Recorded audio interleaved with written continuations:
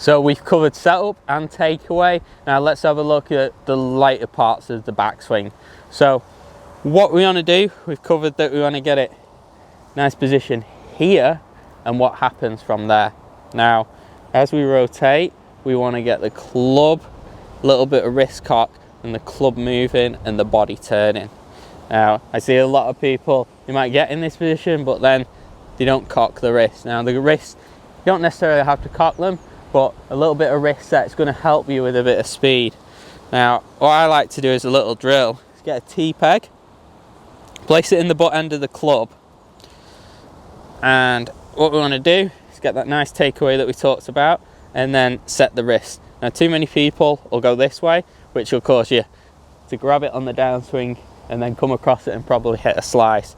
So what you want to do is get here, and then for like a mid-iron, you want this T-peg either pointing at the ball or just inside the ball. So this would be too flat, this would be too upright, and this would be about right. So we've got the nice setup, we get the takeaway to here, and then we get this nice mid-back swing position.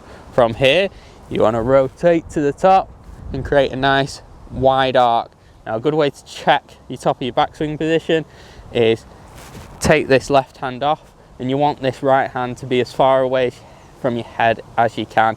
So for me, that was a little bit narrow, so I've widened that up, and that's a nice position for myself. Now the other key thing that we need to look at is rotation in the backswing.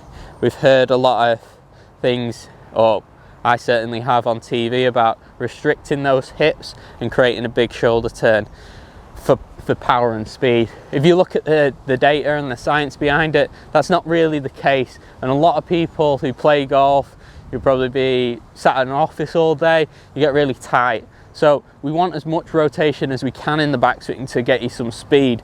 So we've gone through these, and now we talk about the body. Is as you get to the top, I want as much rotation from these shoulders and your hips. So if you're somebody who is a little bit physically limited and struggles to get a full shoulder turn, and struggles to get that shoulder underneath your chin, let those hips rotate. You can even pull your foot back to create a bit more rotation.